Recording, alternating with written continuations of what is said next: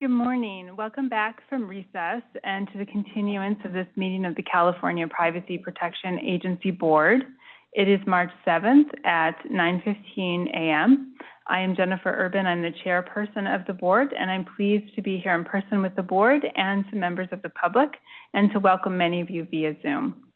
Before we get started with the meeting, I have some logistical announcements. First, I'd like to ask everyone to please check your microphone is muted when you are not speaking. Second, I'd like to ask everyone who is here in person to turn off or silence their cell phones to avoid interruption. Third, please be aware that this meeting is being recorded. Our temporary ability to meet remotely and still comply with Bagley-Keene expired, so this meeting is in a hybrid format. My fellow board members and members of the CPPA staff are here in person, and I know most members of the public are joining us remotely. The hybrid format does create technical complexities, so if we have any technical kinks during the meeting, we will pause the meeting and address the issue. Today's meeting is physically being held at the California Public Utilities Commission in San Francisco. We appreciate the CPUC team for their hospitality and not only allowing us to use their boardroom, but providing AV assistance here in the auditorium today. Let me say a little bit about logistics and meeting participation. Today's meeting will be run according to the Bagley-Keene Open Meeting Act, which is required by law. We will proceed through the agenda, which is available as a handout here in San Francisco and also on the CPPA website. Meeting materials are available both as handouts here and online. You may notice board members accessing laptops and phones and other devices during the meeting. They are using the devices solely to access board meeting materials. After each agenda item, there will be an opportunity for questions and discussion by board members. I will also ask for public comment on agenda items. Each speaker will be limited to 3 minutes per agenda item. We also have a designated item for general public comment. That is agenda item number 4 today, and I'll say a little bit about the timing in a moment. If anyone hasn't joined us for a while, we have been scheduling the general public comment at the top of the meeting or near the top of the meeting to aid in stakeholders planning. It can be difficult to predict when to public comment on specific agenda items will occur. And so by placing the public agenda, this general public comment near the top of the meeting, our hope is that members of the public who are unable to participate in the entire meeting will have a more predictable opportunity to share their comments. If you are attending via Zoom and you wish to speak on an item, please wait until I call for public comment on an item and allow staff to prepare for Zoom public comment. It takes a second to set it up. Then please use the raise your hand function, which is in the reaction feature at the bottom of your Zoom screen. If you wish to speak on an item and you are joining by phone, please press *9 on your phone to show the moderator that you are raising your hand. Our moderator will call your name when it is your turn and request that you unmute yourself for comment at that time. Those using the webinar can use the unmute feature, and those dialing in by phone can press *6 to unmute. When your comment is completed, the moderator will mute you. Please also note the board will not be able to see you if you're joining us remotely, only hear your voice. Thus, it is helpful if you identify yourself, but this is entirely voluntary, and you can input a pseudonym when you log into the meeting as well. If you are attending in person and wish to speak on an item, please wait for me to call for public comment and then move toward the podium and form a line, and you will be called in your turn. As with Zoom attendees, it's always helpful if you identify yourself, but again, it is entirely voluntary and you're free to use a pseudonym or no name. Please speak into the microphone so that everyone participating remotely can hear you, and importantly, so that your remarks can be recorded in the meeting record. As I mentioned, the hybrid meeting format is somewhat complex. So first, I'd like to thank Mr. Robert Stanford and his team for managing the technical aspects of that meeting today. And second, I would like to explain what to do if those of you attending remotely experience an issue with the remote meeting. For example, the audio drops. If something happens, please email info@cppa.ca.gov. That is India, November, Foxtrot, Oscar @cppa.ca.gov. This email address will be monitored throughout the meeting. And if there's an issue that affects the remote meeting, again, we'll pause and let our technical staff work on it. The board welcomes public comment on any item on the agenda, and it is the board's intent to ask for public comment prior to voting on any agenda item. If for some reason I forget to ask for public comment on an agenda item and you wish to speak on that item, please let us know by using the raise your hand functions, and the moderator will recognize you. If you're in person, please raise your hand and let me know that I forgot, and you will be called to the podium to provide your comment. Once again, each speaker will be limited to 3 minutes per agenda item. And if you are speaking on an agenda item, board members and members of the public must contain their comments to that agenda item. These discussion parameters are required by the Bagley-Keene Open Meeting Act. Both board members and members of the public can discuss agendized items only, with the exception that the public can bring up additional topics when the board brings up the general public agenda, general public comment item. As I mentioned, it's number 4 today, but I'll say a bit about that in a minute. However, when we take general public comment, we can only listen. We can't respond other than to later discuss whether to agendize it for a future meeting. There is also an item for discussing future agenda items, and that is on number 7 on today's agenda. We will take breaks as needed, including one for lunch. Please note that agenda item 8 today is a closed session item. When we move to closed session, I will announce that item and the board will leave this room to go into closed session. The Zoom will stay open. When we are finished with the closed session item, we will return to the public meeting. A word about the timing. I'm very happy and excited that we'll be able to honor our former board member, Lydia De La Torre, today. She is not going to be able to be with us right away this morning. And given that we are actually going to start with the general public comment item as our first item once we establish a quorum.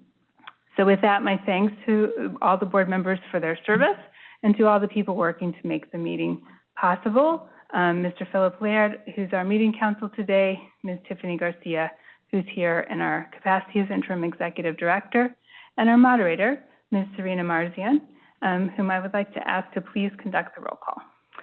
Thank you. Board Member Liebert? Here. Board Member McTaggart? Here.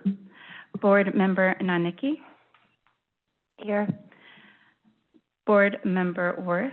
Here. Chair Urban? Here. Madam Chair, you have 5 present members and no absences today. Thank you very much, Ms. Marzian. We have established a quorum. I would like to remind board members we will take a roll call vote on any action items. With that, we will move to what is numbered on our agenda today as agenda item number 4, the item for public comment on items not on the agenda.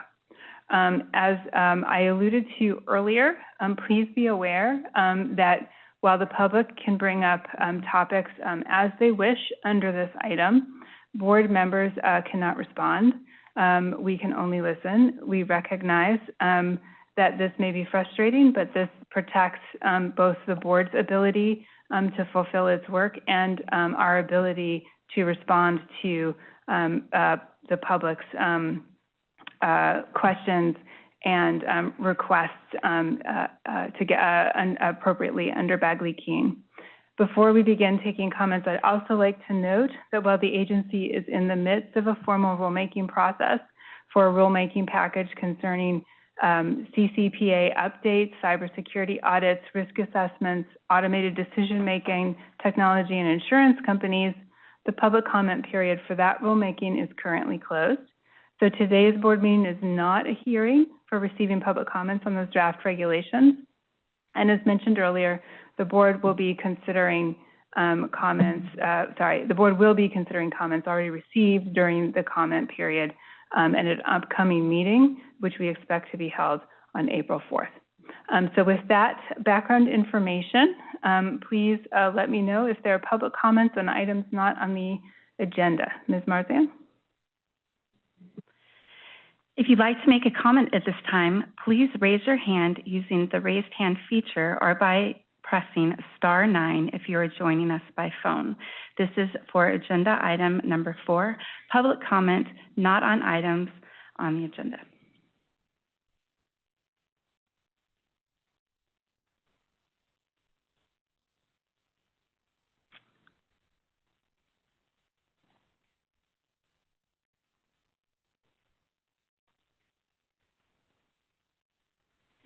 Nate, I'm going to unmute you at this time. You'll have 3 minutes to make your comment, so please begin as soon as you're ready.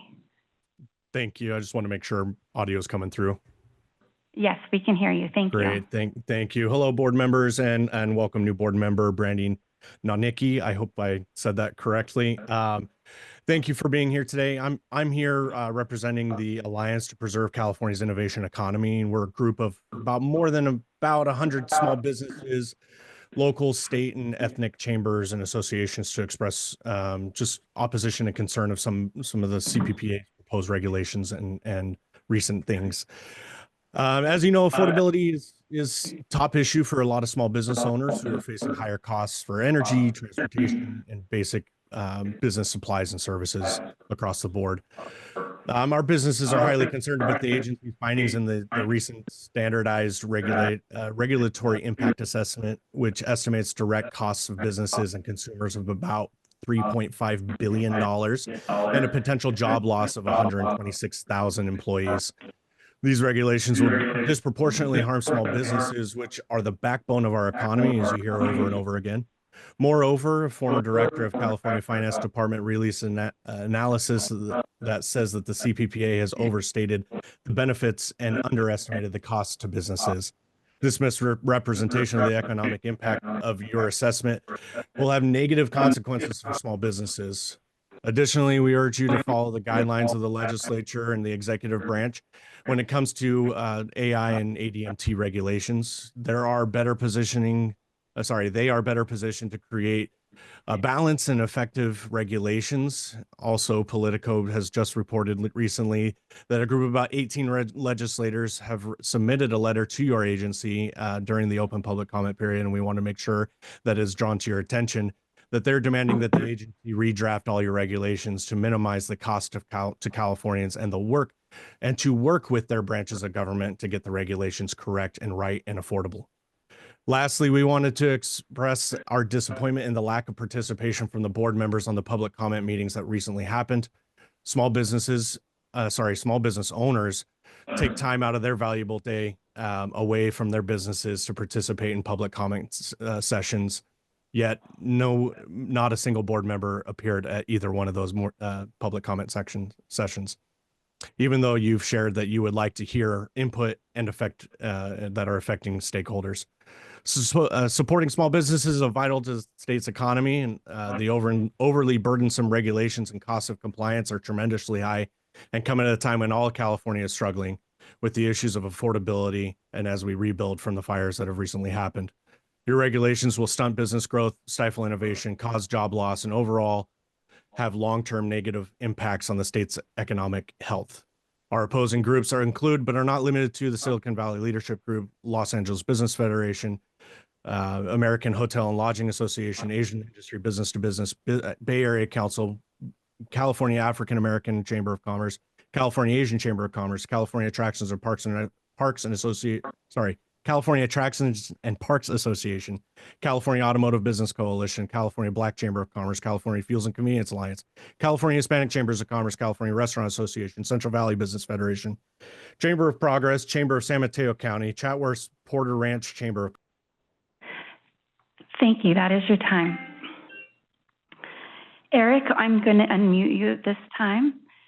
You'll have 3 minutes to make your comments, so please begin as soon as you're ready. Yes, thank you for the opportunity to speak.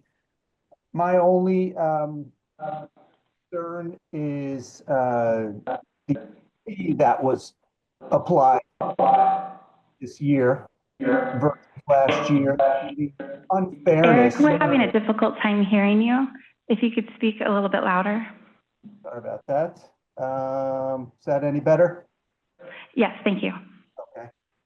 As I was saying, my only concern is the unfairness around the fee that was imposed registering for CCPA starting this year, where companies that are a small business are paying the same fee as a company that's maybe doing hundreds of millions of dollars versus a couple of $1 million, and the disparity how that applies to those companies. I'm hoping that there's some consideration that will be given going forward. That a small business, that maybe there's a sliding scale on the fee based on company revenue or some other formula. It was very burdensome for my business going into this year on short notice, that the fee was jumping from $450 to $6,600 for this year, and unknown going forward. Thank you.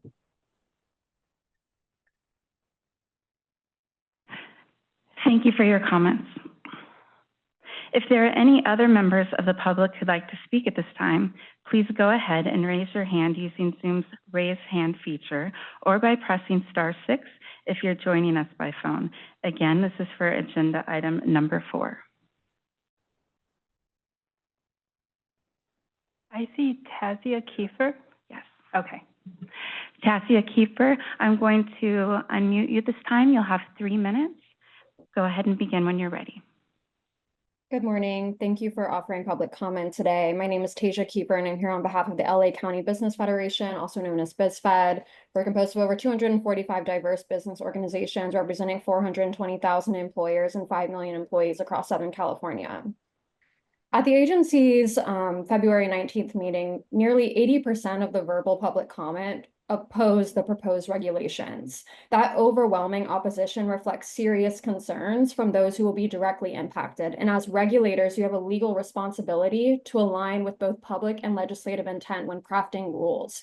Yet these proposed regulations fail to do so. A recent Caltex editorial highlighted that the true cost of these regulations have been significantly underestimated, while potential savings have been overstated. And the concern was echoed by small business owners who came onto the public comment and testified that compliance costs could put them out of business. We respectfully urge you not to ignore these comments. Additionally, a bipartisan coalition of 18 legislators from the California legislature recently sent a joint letter to the agency, urging the agency to reconsider these rules, emphasizing the economic harm they could cause. With California already facing a projected $2 billion budget deficit in 2025, we cannot afford to impose regulations that will further burden businesses, hinder job growth, and reduce state revenue. The letter specifically reads, quote, moving forward, the CBPA must work responsibly with other branches of government to get these regulations right in order to avoid significant and irreversible consequences to California, end quote. And in fact, there's an impressive statistic that California is home to 35 of the world's top 50 AI companies, and our economy depends on the technology and innovation sectors. Overregulation in these industries risks stifling growth, driving businesses out of state, and worsening California's affordability crisis, as mentioned in the earlier comment. And now we recognize that halting rulemaking could require restarting the process, and we respect the effort and the labor that has gone into creating these regulations. However, moving forward with flawed rules will cause more harm than good. And we urge the agency to pause this process and work collaboratively with the legislature, policy experts, and industry stakeholders to craft regulations that protect consumers without jeopardizing businesses and the broader economy at large. Thank you for your time and consideration. Thank you for your comments. Tim Burnell, I'm going to unmute you at this time. You'll have 3 minutes. Go ahead and begin when you are ready. Hi there, can you hear me? Yes, we can hear you. Thank you. Okay, thank you. Appreciate you taking public comments today. I would like to echo the sentiment shared by a caller a couple back, Eric, talking about the really onerous charge of the CCPA data broker registry. While I appreciate what the registry is looking to accomplish for a small business that is an entirely burdensome fee, I recognize too that the state of California is most concerned about the happenings of state of California, but for a small business that works on a nationwide level, if the other 50 states were to institute something along the same lines as California, a small business would be looking at, potentially $250,000 to $300,000 a year just in fees. And it has often been noted that as California goes, so goes the nation. So I look at what's happening in California and I question the long-term viability of my business. I've had other colleagues, that I've spoken to who have really felt this. And I actually had one who said, his business was so small, he had to shut down. He couldn't continue working. I'm a small business owner. I employ, 5 people total. That's the kind of fee looking forward that would, effectively crush the business. There's no way that a small business could work under that kind of burdensome fee structure. So I would ask you to, reconsider how you determine the fees based on, again, either company size or company revenue, because the small businesses will not be able to stand up to this, moving forward. I appreciate you taking the time to hear what I had to say today. Thank you. Zane Witherspoon, I'm going to unmute you at this time. You'll have 3 minutes to make your comments, so please begin as soon as you're ready. Hi, everyone. Thanks for being here today, and thanks for taking these comments. My name is Zane Witherspoon. I am the CEO of a startup business that helps other companies in their data compliance practices. I'm also a member of several working groups on consumer privacy. I'm a big fan of the privacy laws as they exist today and a big fan of the CPPA in general. I speak to dozens of businesses a week who are legally classified as data brokers, and many of them are just flat out refusing to register because of the high cost of doing so. And this isn't going to be another pitch of it's too expensive, burden on small businesses. I do think that's true, but I really think that the raising prices, deterring companies from registering is really, really impactful on consumer privacy. I understand that the goal of the price raises is to fund the drop system and the opt-out, but really there are so many private market solutions for that between Optree, Mine, and Delete Me that offer the same service of letting consumers opt out of data brokers where they can be found. And that where they can be found is crucial, because that's really the problem with the data broker industry. From a privacy perspective, we don't know where they are. We don't know who has our data. And so I'm really worried, as a fan of privacy and as a believer in data rights, that funding the opt-out system that already exists is actually detrimental to the privacy of Californians and people across the country, because they still don't know where to go to exercise their opt-out and data deletion rights. I think that that's the thing that the CPPA is positioned to do very uniquely in the market, and doing things to lower that burden for data brokers to register, to do the right thing, raise their hand and say, yes, you can come to us and exercise your rights, would be so beneficial for the privacy of Americans all across the country. So yes, this is still at the end of the day a plea to, lower the burden, but if it takes like reducing the scope of the drop system to, allow for some of that private market technology to also step in and be able to supplement the goal of it, I really think, we're seeing already the number of registrations has gone down between last year and this year in the registry. I think that's a pretty clear indication that I think we could be doing something a little bit better to get data brokers to register. So thank you for your time. Really appreciate it. Thank you.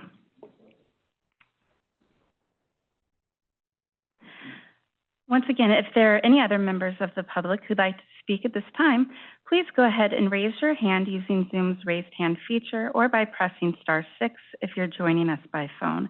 Again, this is for agenda item number 4.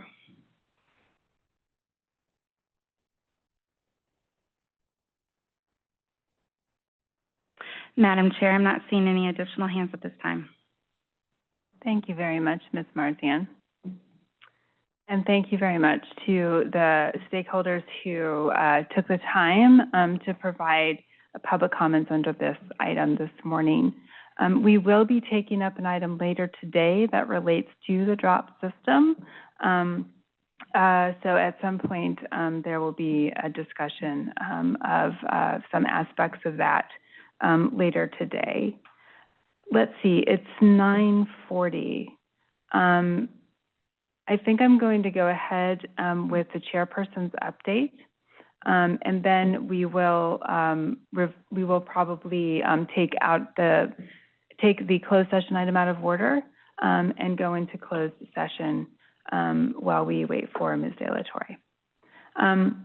So item number 3, that is the chairperson's update for those of you checking the agenda as you join us. I'm going to have a few updates that I'm delighted to share today. First, I'm pleased to announce that as of February 24th, the 2025 Data Broker Registry is live on the CPPA website, so it's been updated. And thank you to everyone who did the work to do that, and the data brokers whose information is in there, and everyone who needs to use it. It's there available now. You can visit cppa.ca.gov, data_broker_registry, to view a list of the registered data brokers and contact them to exercise rights under the California Consumer Privacy Act. Starting in January 2026, we expect you'll be able to submit a single request to the CPPA via the drop system that has come up this morning, and we'll talk about more today under agenda item 6. But for now, you can view the registry and send requests to data brokers that way. Second, I'm thrilled to announce the release of our first annual report, and I wish I had a prop. I've been wanting to hand them out because they are most impressive, and they're a nice point to put on the work that the agency has done as it began and has built itself and grown over time under the amazing guidance of our deputies and their staff, and our executive director, Ashkan Soltani, former executive director, who just did amazing work to help build and grow the agency. I highly recommend page 11 to see some statistics and numbers if you want to just get a snapshot.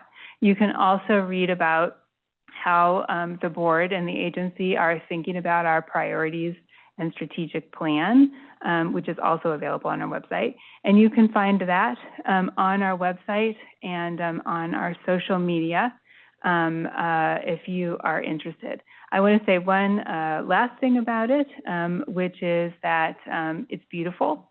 And my many thanks to Deputy Director Megan White's staff, whom I won't name in case, she doesn't, I don't want to name her without warning her.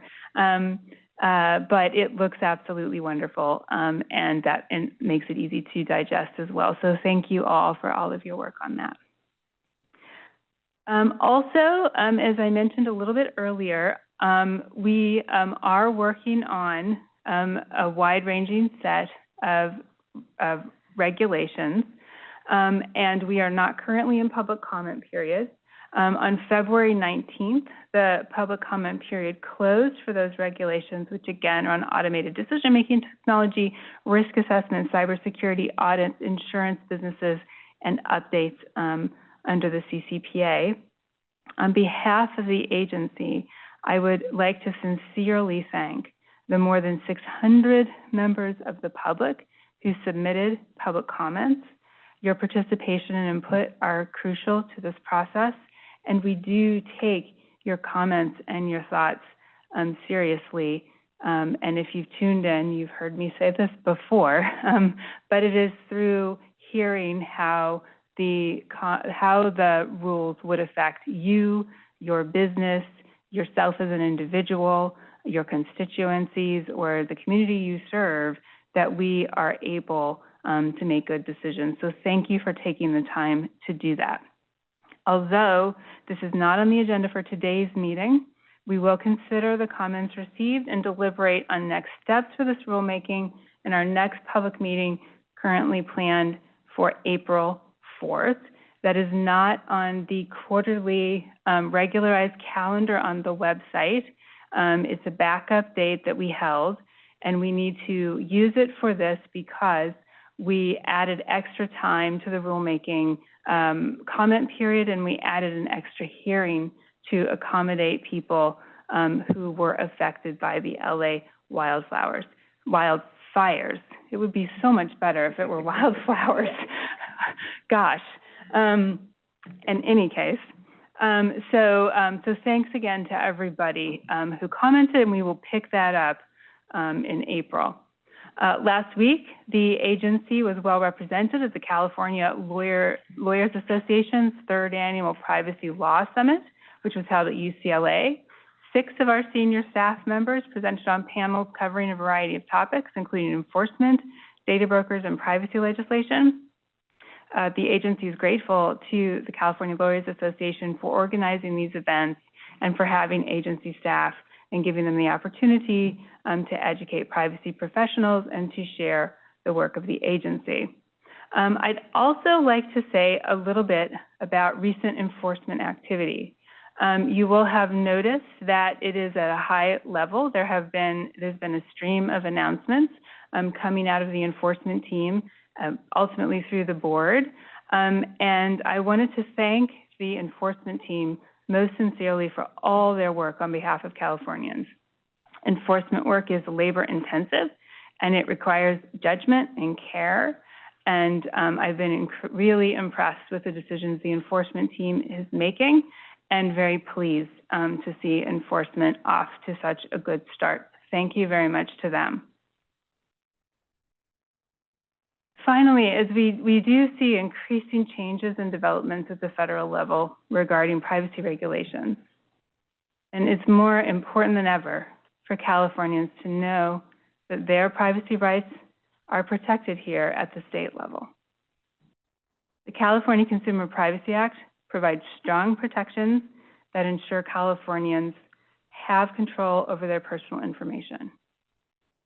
While federal laws and practices continue to evolve, the CCPA remains a crucial safeguard, and the CPPA is very aware of our responsibility to further that protection and protect that safeguard and offer clear state-level privacy protections for all Californians.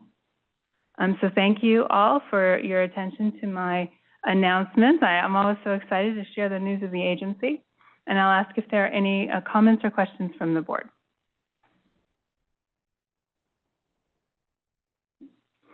Ms. Marzian, is there any public comment? This is for agenda item number 3. If you'd like to make a public comment at this time, please raise your hand using the raise hand feature or by pressing *9 if you're joining us by phone. This is for agenda item number 3.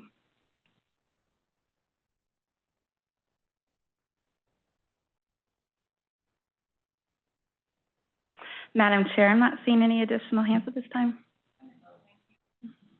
Wonderful. Thank you all for your attention. With that, we will take agenda item number 8 out of order, and the board will go into closed session.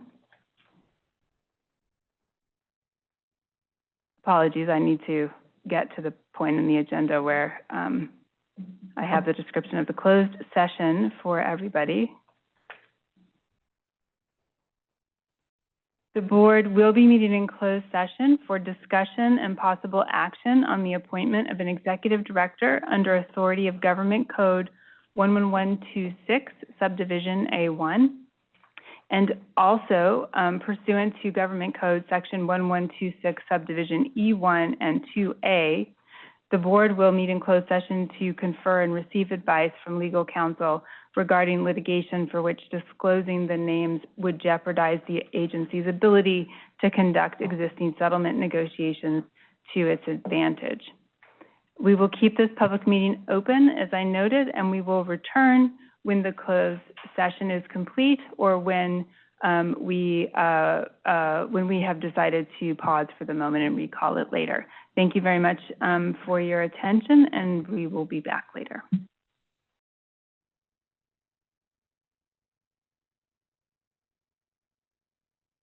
Hello and welcome back, everyone, into the open session of this meeting of the California Privacy Protection Agency Board. At this time, I am delighted to move to agenda item number 2, which is a resolution to recognize distinguished service by our former board member, Lydia De La Torre. Miss Lydia, she was on the board as a founding member from the very beginning, and I remember vividly meeting her only in a Zoom meeting in June of 2021. We had the little squares, and that's what we understood of one another's faces, and we had the as you've all noticed, I'm sure, in the public, rather formalized discussion of a California open meeting, and yet, even so, we were able to work together very productively, starting in a subcommittee to begin immediately the board's work on regulations. And I had the pleasure of working with Ms. De La Torre on putting together a plan that would allow us to work towards our responsibilities to California when we lacked staff.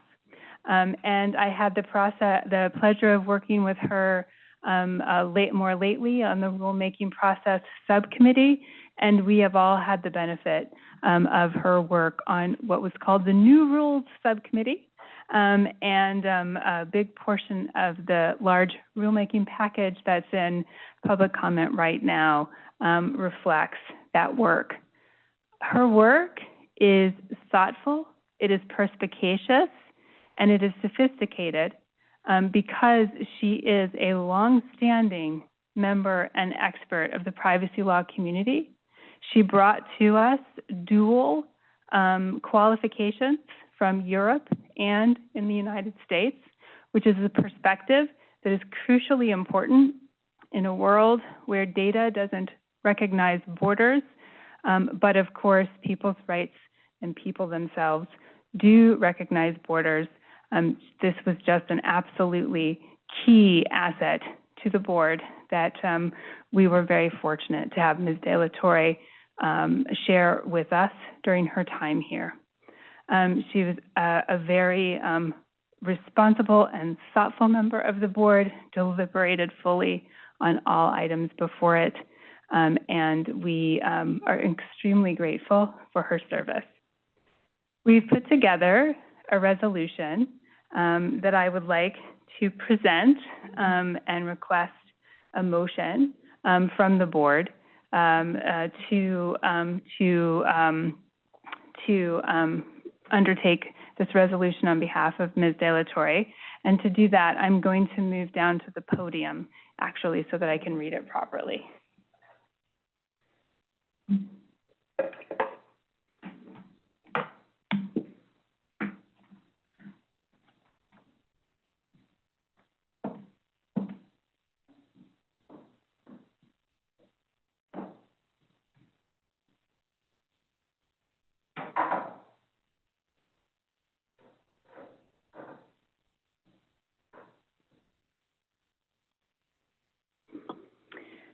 And I will remind the board that I will ask for a motion to adopt the following resolution in recognition and appreciation of distinguished service by Lydia De La Torre.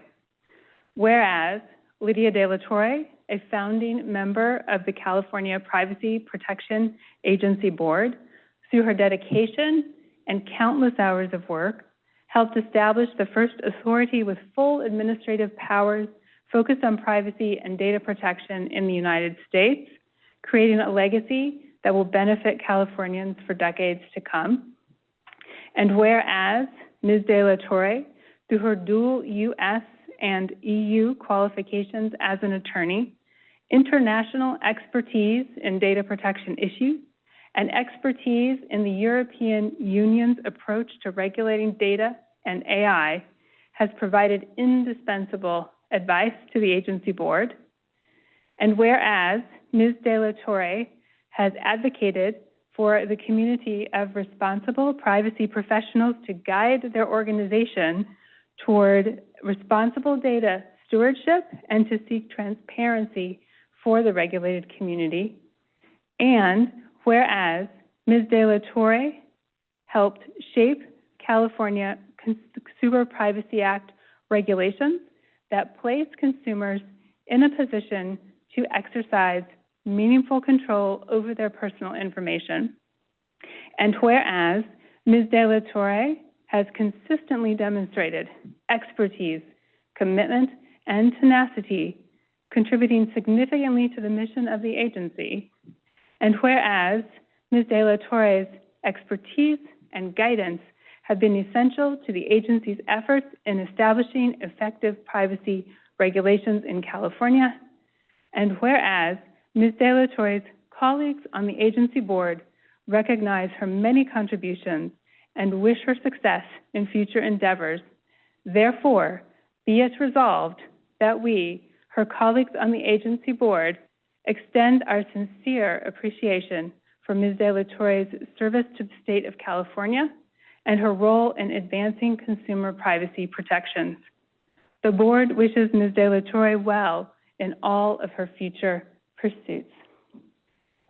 May I have a motion to adopt this resolution? So moved.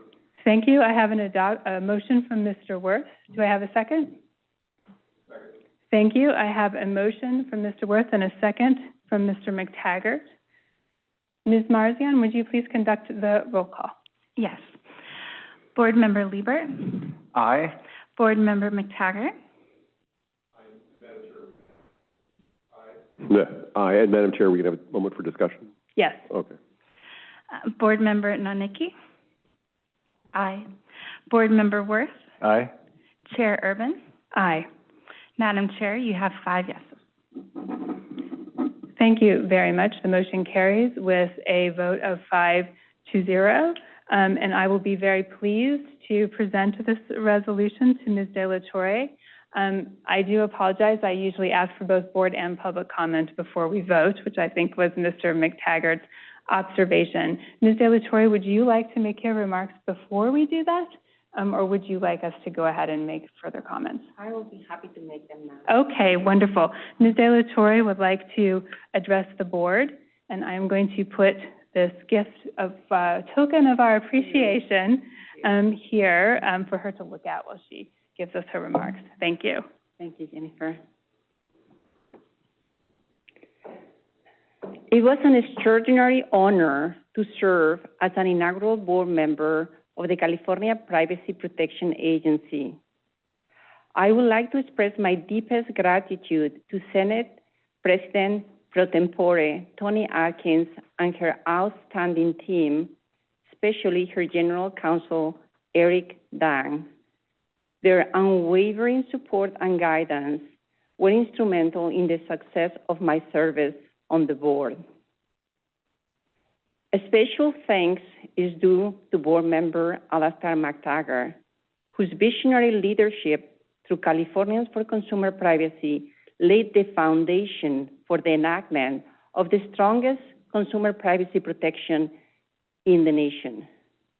What began as an almost impossible journey in 2016 with an ambitious ballot initiative evolved through sheer determination, one step at a time, into the landmark California Consumer Privacy Act.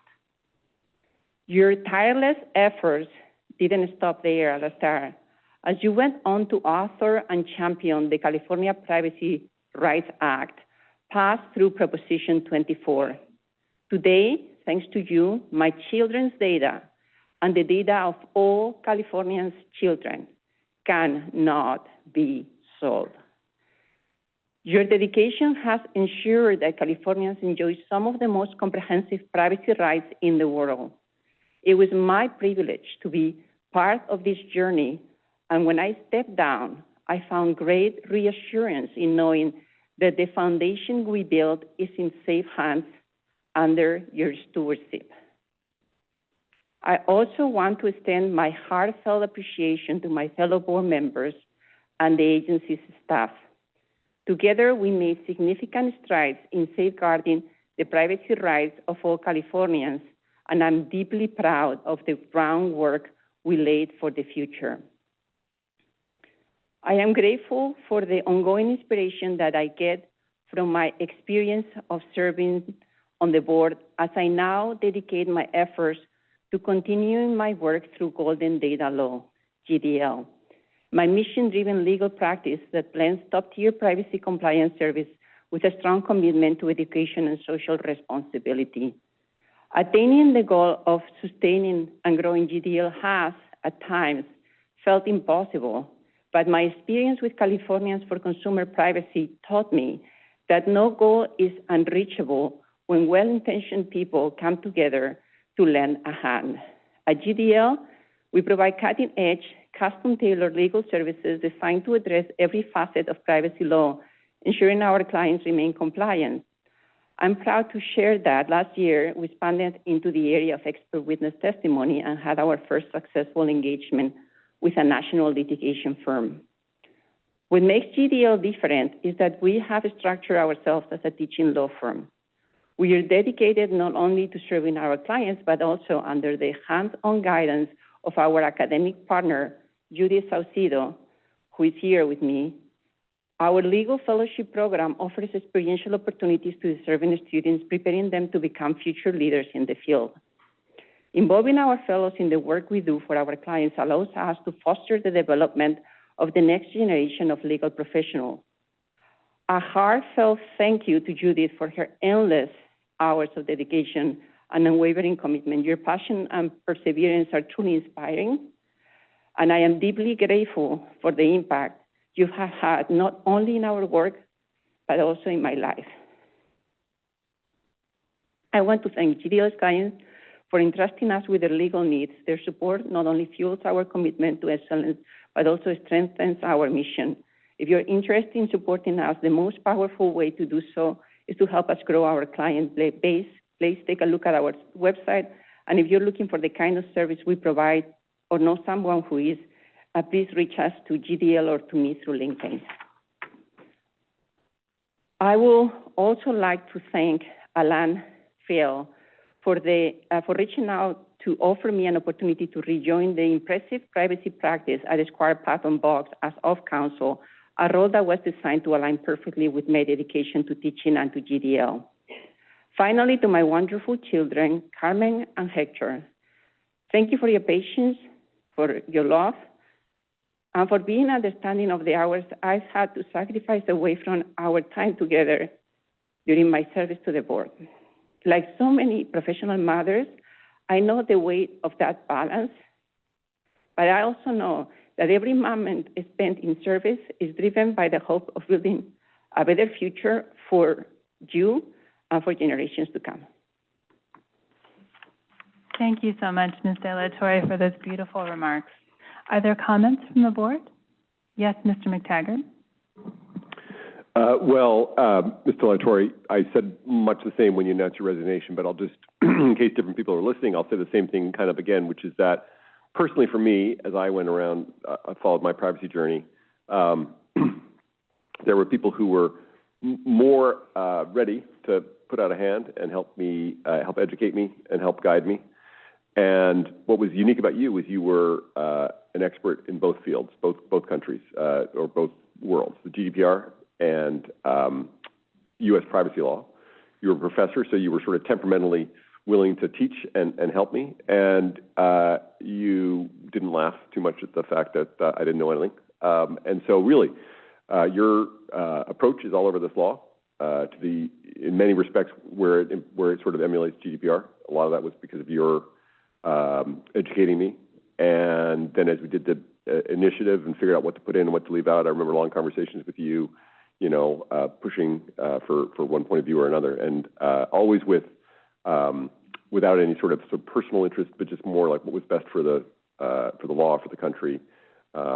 You have a deep personal commitment to privacy. Many people are in it because it's a good business or it's a good law. I mean, a good, they have a job and they've got a lot, they're good lawyers.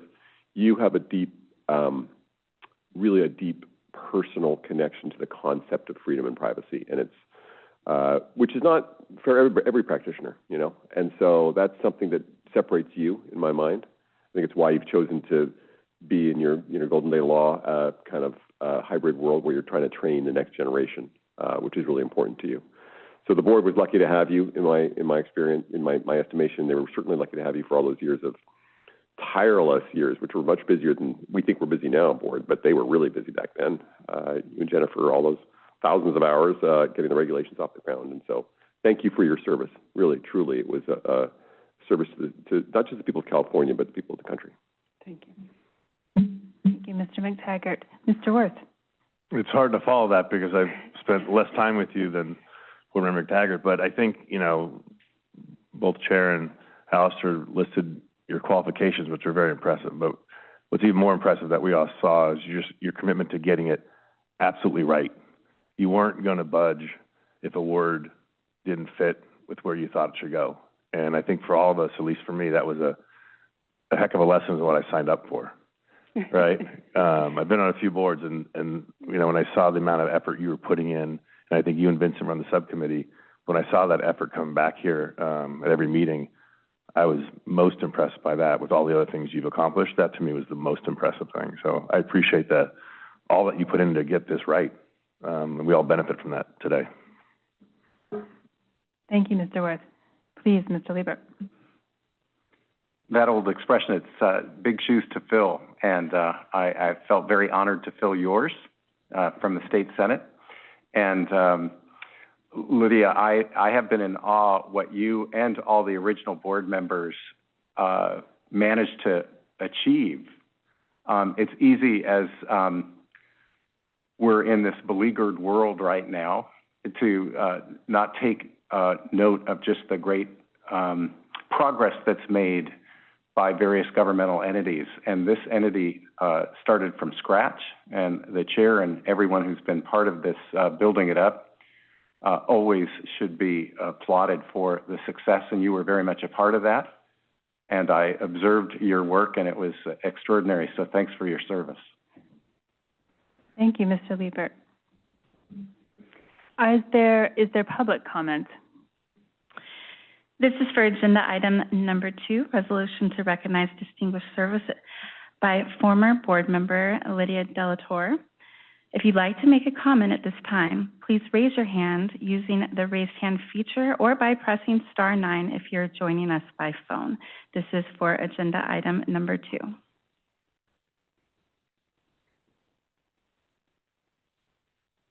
Madam Chair, I'm not seeing any comments at this time. Thank you, Ms. Marzian.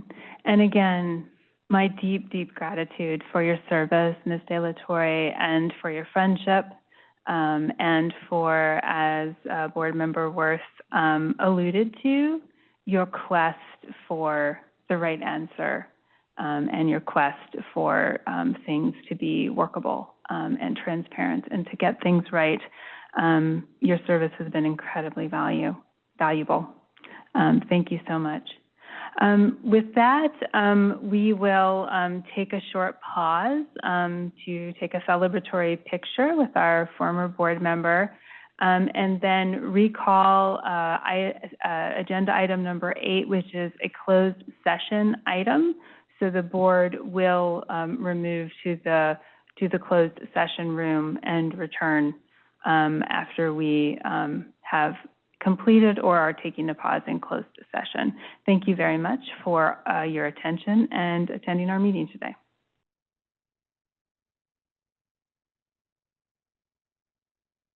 Good afternoon. Welcome back to the public portion of today's California Privacy Protection Agency Board meeting. We are going to proceed with the agenda with item number 6, which is an update regarding development and implementation of the Delete Request and Opt-out platform, nicknamed DROP. including discussion and possible action on proposed drop regulations. And this item will be presented by our General Counsel, Philip Laird, and Attorney Liz Allen. Thank you both very much for being here and for these materials, which I'll ask everyone to turn their attention to. And please go ahead. Thank you very much, board members. We have a presentation for you today, and we will start with my colleague, Ms. Allen. Great. Thank you. So next slide. All right, just a quick run through of our agenda today. So we are going to do just a brief overview of the DELETE Act. We'll do an update about data broker registration, which has been mentioned, has gone live, the 2025 registry. We'll talk about our build update to the drop, which we'll go into, and then of course our regulations overview, which was included in the board meeting materials. We'll discuss next steps, and then we'll open for any questions or comments at the end. Go ahead, next slide. All right, so for those who don't know, of course, SB 362 is a separate law from the CCPA, and there's two parts to it. One part is the data broker registration, which has been live in California since 2021 and is live on our website. And then the other part is the delete request and opt-out platform, the DROP. In the law, it's called the accessible deletion mechanism. And this is a new requirement that will go live starting on January 1st, 2024 for consumers, and August 1st, 2026 for consumers, and August 1st, 2026 for data brokers. Next slide. Okay, great. Registration update. And go ahead to the next slide. All right, perfect. So we published our 2025 registry update on February 24th. You can go to cppa.ca.gov/data_broker_registry to find the full list of the 2025 registry. As of this morning, we pushed a new update. We are now up at 496 registered data brokers. And that list today actually exceeds how many registrants we received this time last year. But ultimately, it's a little below year-end total for 2024. We had a number of data brokers, about 30 or so, who registered last year, who told us they were no longer registering for various reasons. That included things like they're out of business, they sold their company, they're stopping the data broker arm of their business. Some said they were registered out of an abundance of caution because it was $400 a year, and now that things have changed, they no longer think they fit under the definition of data broker. And you know, this number was kind of similar from DOJ. When we took over from DOJ the year before, we had about 50 folks also not register. So there are new folks who have registered, and there's people who fall off the list. And this list, of course, will be updated periodically. So last year, we tried to update it at least once a quarter with anyone who registers late so that it reflects the most recent information. All right, let's go to the next slide. Okay, so that is where we are on the data broker registration, and we're going to move over to the drop system because that is what we're going to give you the biggest update on today. Go ahead to the next slide. Great. So the accessible deletion mechanism, which is the drop system, just a quick overview for those who are listening who may not know, will allow a consumer through a single verifiable request instruct every data broker to delete their personal information that's related to the consumer that's held by that data broker, and also any associated service provider or contractor. So essentially the first of a kind delete platform that we know of nationally or internationally. And it's similar to its more basic cousin, the Do Not Call registry. And we're excited about it because it really helps consumers to quickly and easily exercise their deletion and opt-out rights. So this, the law enumerates a number of requirements for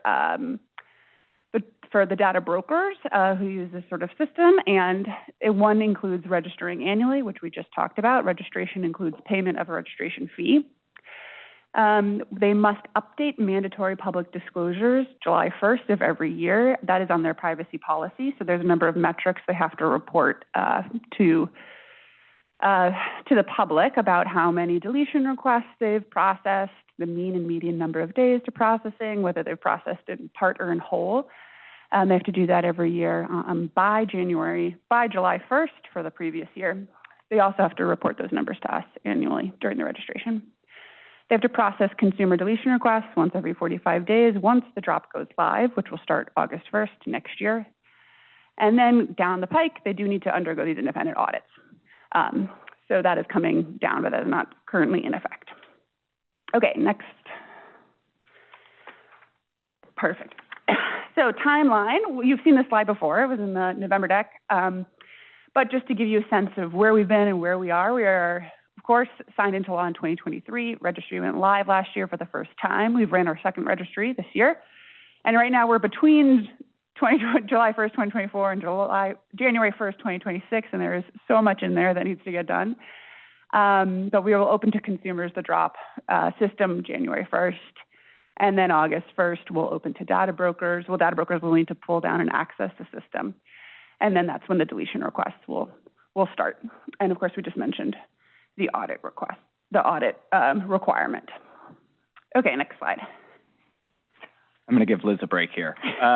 So to help us meet this timeline, if you recall in November, we talked about the need to procure the system, and we had spent a portion of time up until that point last year trying to define system requirements and how exactly this would work so that we could appropriately procure it.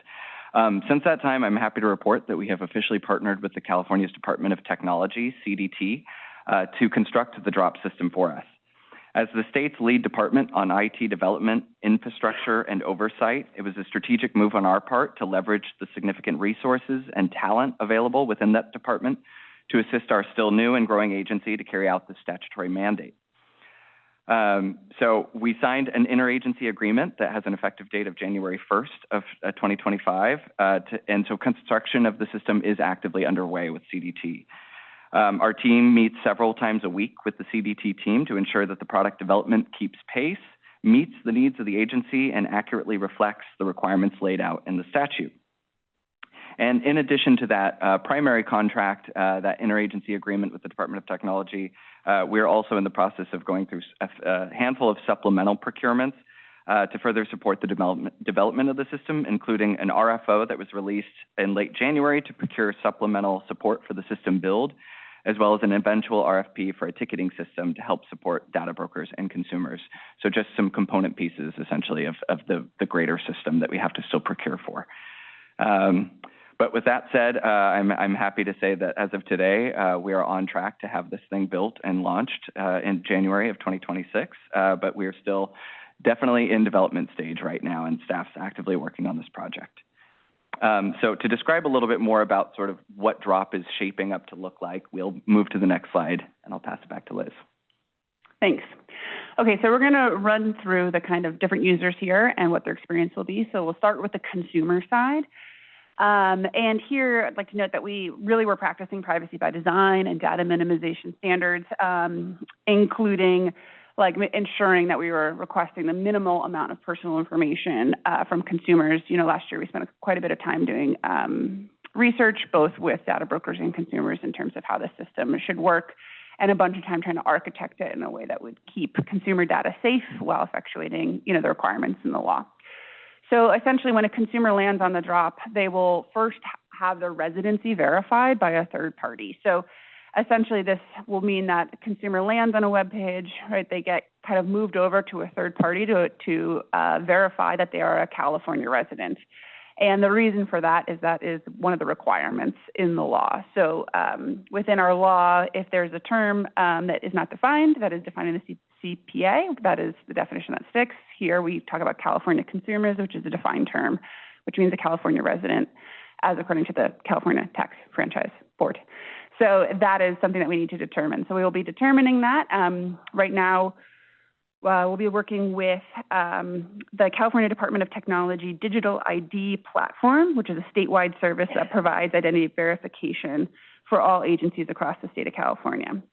So we're working with this team to verify consumers' residencies, and part of that will be including using login.gov as a way to verify residency.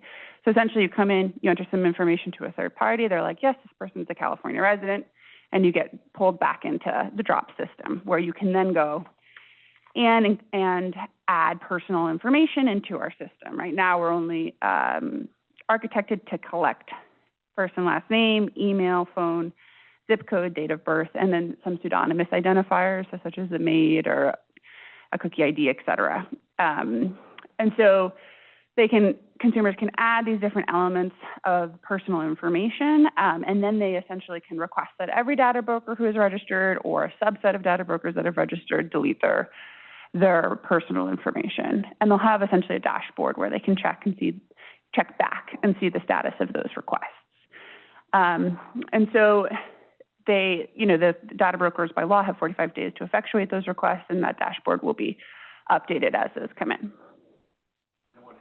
No.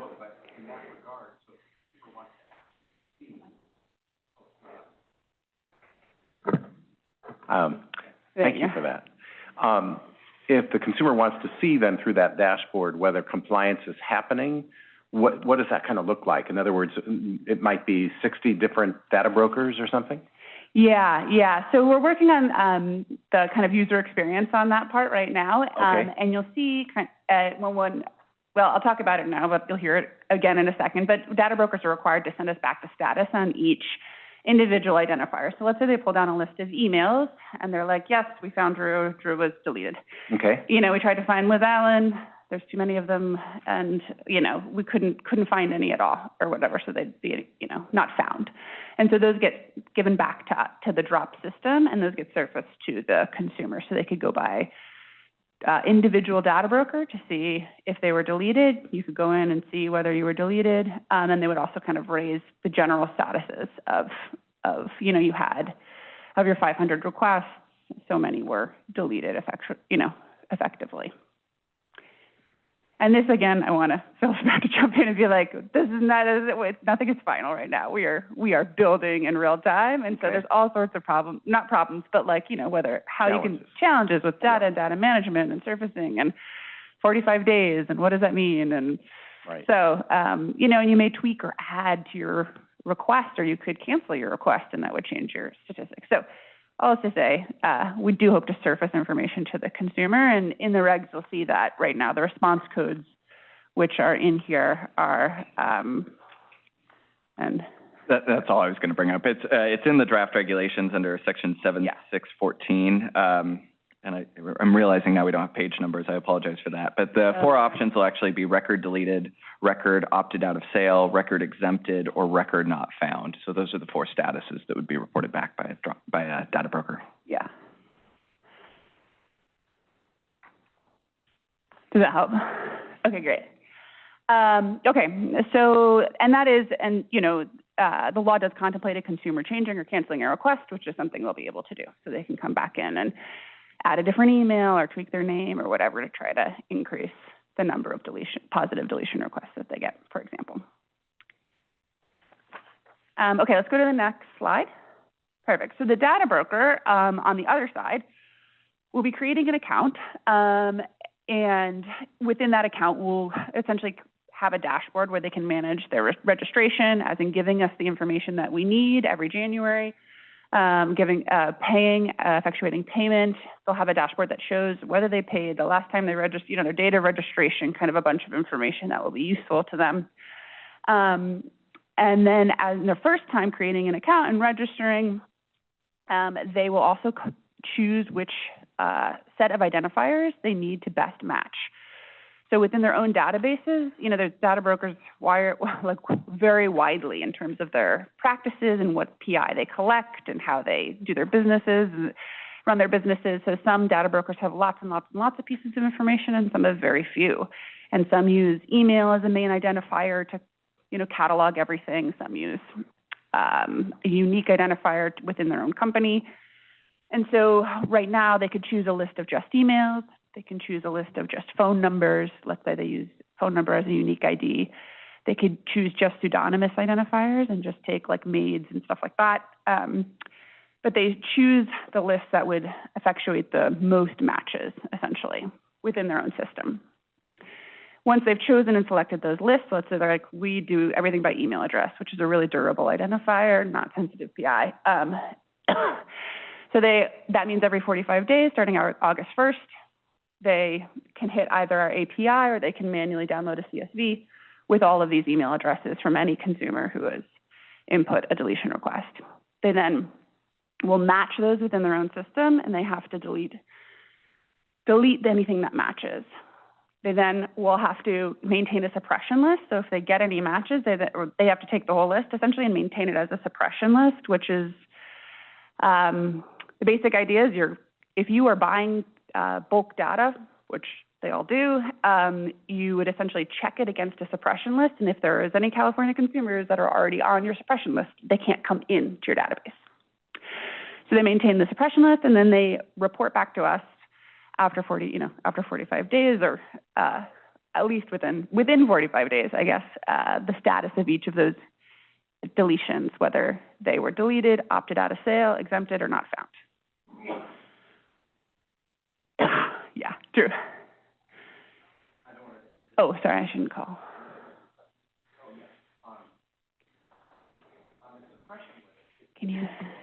Drew, can you put your, Out of keeping this open. On the suppression list, yeah. It's reminds me of how do we do this type of auditing to even know whether they're doing this kind of stuff, right? So they have a suppression list, but do they use it? Will there be mechanisms in place that are at all reasonable and doable? How does that, I know you're all grappling with this, and it's fascinating. From my perspective, if I may, I think that's part of the beauty of the audit requirement that this particular law incorporated. Essentially, data brokers are going to have to engage independent third-party auditors to come in and audit their own system's compliance with this. And that does a couple of things. First of all, it means there will be an audit record that our agency can review upon request, and the law requires, I think, within 5 days they have to provide us those audit reports if we request them. And that becomes a sort of an immediate tool for us to consider whether or not compliance is happening. Now, obviously, we'd have the ability to further audit as the CPPA with our audit authority. We could go look ourselves further, but there's going to be sort of this inherent self-checking that has to go on. But you're absolutely right. There's risk there as well that compliance could be just not always there, in which case, we'll be actively looking for those instances and trying to enforce. Yeah, and we did hear from data brokers. This is, it's a very common industry practice because so many states have these deletion rights, and so a lot of folks have and maintain suppression lists already. So This is not an addition. This is mostly industry standard.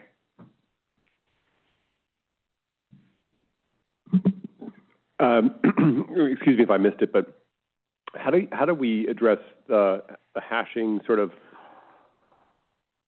as opposed to you being Liz Allen, everybody sort of in an ecosystem refers to you by some hash, identifier, and we all pretend we don't know who you actually are, but we kind of know everything about you, that you're this kind of consumer, this kind of age, with these kind of, and actually we could link it to an email if we needed to, but we tend not to. I mean, how and there's different degrees of that. Sometimes it's overt that we have two separate lists. Sometimes it's we pretend. What's your, obviously it's a kind of boil the ocean question, but anyway, what's the approach there? Yeah, so you're a couple slides ahead, but but I'll answer it now, which is so the database. Our database will be completely hashed. There won't be any plain text, obviously. In our database, we'll be using a pretty industry standard hash, and the requirement would be that the data broker hash on their side. So, and the way we've written, the expectations of the law and the regulations is that you're not gaming the system. I mean, that's part of it, right? So if you have to pull down, you have to choose the list and pull down and attempt to match to the best of your ability, and that's clear in the regs and that's clear in the law. And so there will always, there will always be bad actors. And as we figure out if industry is moving, we'll update the regs and we're going to, move to try to address. But yeah, there is a, the burden of keeping consumer information safe and providing just the right amount of information without over providing information to the data broker. I mean, it's a tricky. Because the statute says, however you identify it, right? That you, the industry, however you identify it, you're supposed to, when they make a request, they're supposed to delete. So if they only look at your phone, your identifier, that's covered as well. The conceptually it's covered, even if it's not. Yes. Okay, thanks. Yeah. Do you want to add something? Yeah, I was just going to make the point. They may track people based on their own unique identifying system, but it really requires them to focus on what data pieces they have. So regardless of how they track Mr. McTaggart, if you put your phone number in the system and they have phone numbers that they track, once they make a match with that phone number, it's going to line out all of Mr. McTaggart in their database. Yeah. I recently got a new cell phone number. My old cell phone number has been reassigned to somebody else. What happens in that instance? That's a great question, and that's certainly something I think we're going to be grappling with, because right now I think what we're contemplating is for email addresses and phone numbers, actually multi-factor authentication to ensure that you are the holder of that device or you are the one controlling sort of that identifier. And so with phone numbers, I think we're going to be limited to the phone numbers you have direct control over. But at the same time, to the extent a data broker has at some point then updated their files to say, board member Nonecki has 2 phone numbers, as long as one of those appears on the list, they're still going to have to delete everything associated with your profile. And the same goes if they held any other data point. So again, the more you enter as a consumer, the more likely you're going to get a match. So even if a phone number doesn't appear on a list, but you also put an email address and they also track emails and they also will have that email, your whole record will still get deleted. So we're trying to create sort of the greatest chances of a match, but that is certainly a constraint, especially as we're trying to balance the responsibility of trying to provide relative certainty that this is the consumer who's perfecting the request and that they're not just adding every phone number they come up with, for instance. So it's sort of a policy balance in all honesty. Yeah. There's like the residency verification, and then any phone number that you enter in any email will have to be authenticated. Essentially, you have control over it. Yeah. Okay. I suggest that maybe we let the attorneys get through their presentation. Feel free to skip or repeat the material for any questions that you've already been asked. Yeah. Okay, let's move forward. Next slide. Okay, great. So this is just a visual of how the system works. Of course, the DROP system for us is a CRM, which stands for Customer Relationship Management Tool, and the database that kind of hosts that tool. And data brokers, both sides, right? So it's a two-sided platform. Both sides can both read or both can pull down and write back in. So the consumer can find information about their status. They can also enter information. Data brokers are pulling information out, but they're feeding information back. And so it's a dynamic platform on both sides. And we talked about quite a bit of this already, so I'll just kind of skip over it. But the part of the law is that it must be privacy protective, and in order to do that, we've made a bunch of decisions in terms of architecture, hashing, data minimization that we are trying to make sure we're not a honeypot or an easy target for consumer data. Okay, next slide.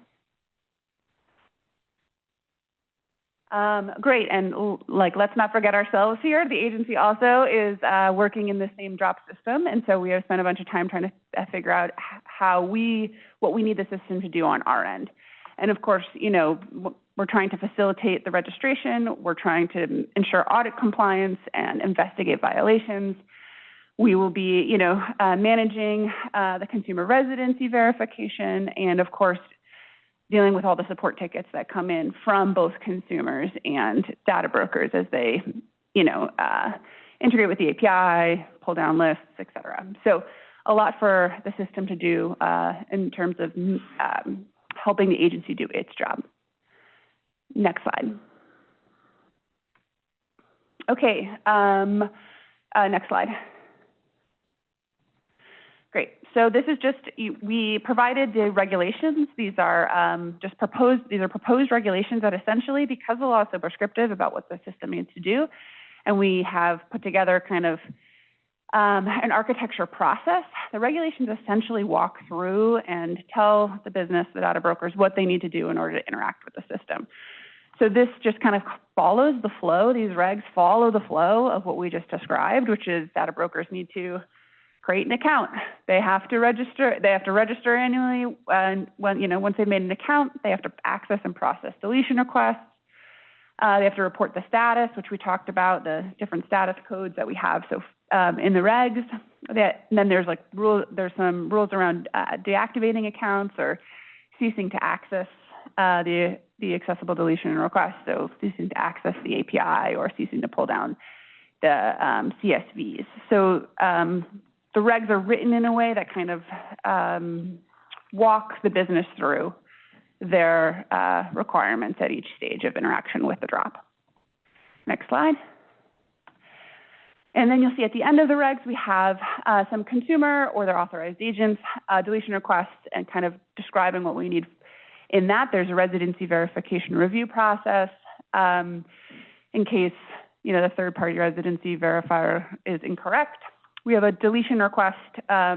We essentially we describe the content and the process the consumer will need to go through, and then requiring of authorized agent disclosure, so collecting some information from the authorized agents who interact with the system. So, yeah, we'll continue. We'll take questions. Yeah, before we turn it over to the board for questions, I'll just mention too, I think we've built in some appropriate flexibility in these regulations and in the system. For instance, as Ms. Allen mentioned, data brokers will be able to elect between whether or not they want to actually set up an API interaction and sort of save themselves time for processing these requests, or do a manual process. So there's flexibility based on sort of the nature and sophistication of the data broker.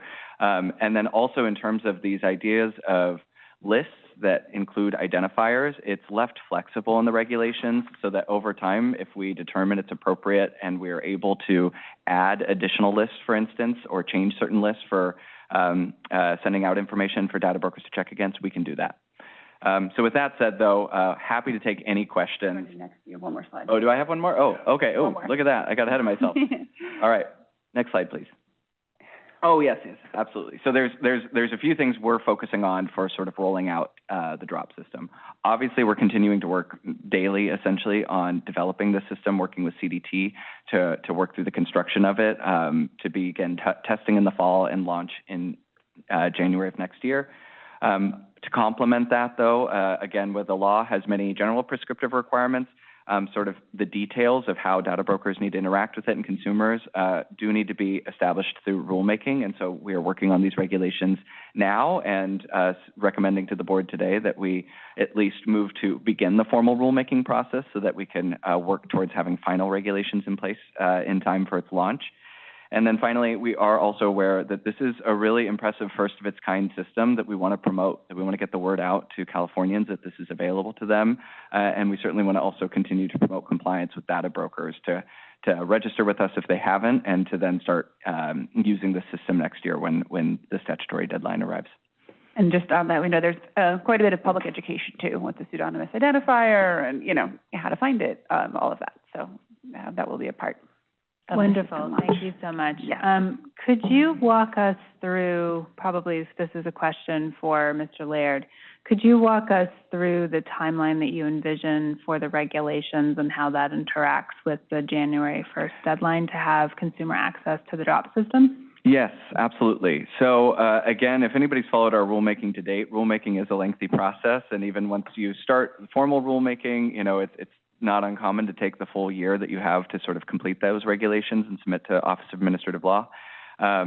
So by opening public comment now, we would start a public comment process. That would be a 45-day public comment period in which anybody, data brokers, the public, consumers, could comment about these regulations, about the requirements described in them.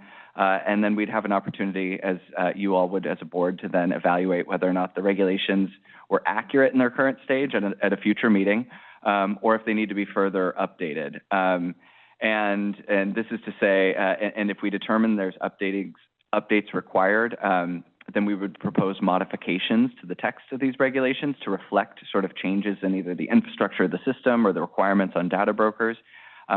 We would have another public comment round, and then there'd be yet another opportunity for the board to decide if they wanted to adopt these regulations.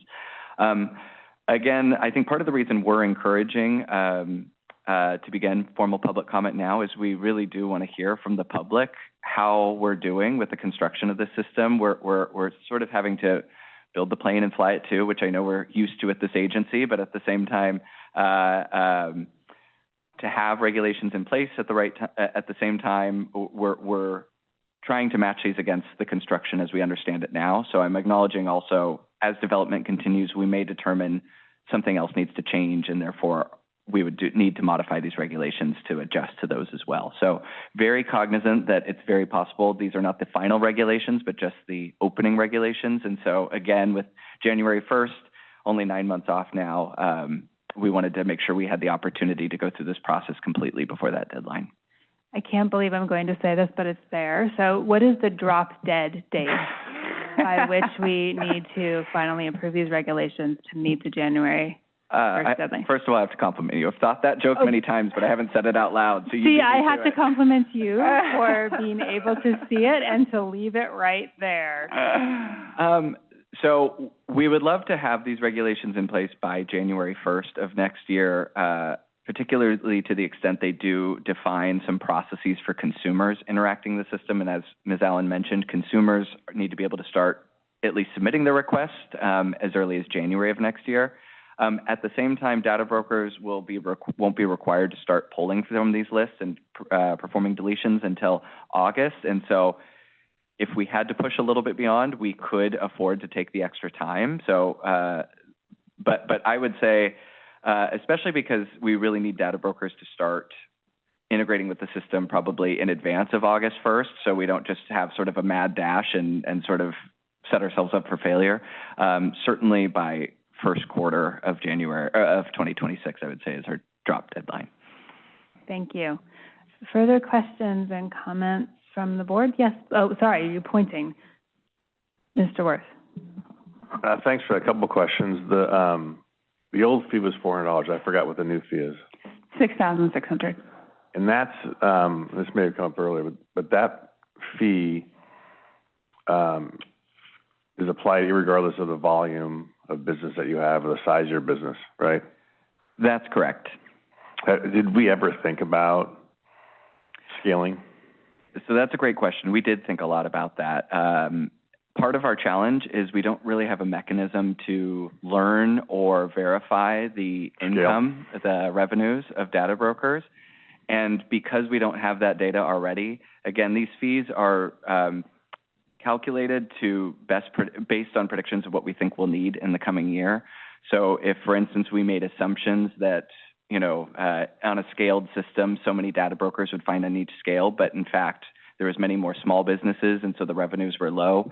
That would actually inhibit our ability to then use that money in the coming year. Does that make sense? I guess my point is. No, I get it. Yeah.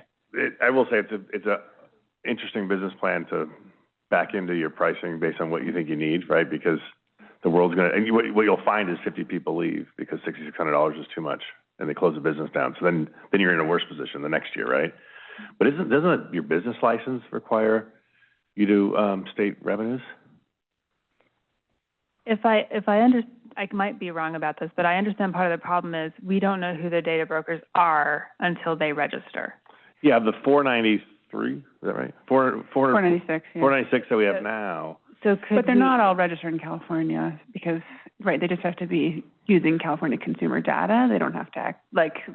Okay. So there's a little bit of a. I mean, listen, just as a thought for the future, yeah. If we find ways that we could monitor that, maybe it's something we look at. Just throwing it out there. And one other thing, is this the appropriate time? Can I respond to that? Please.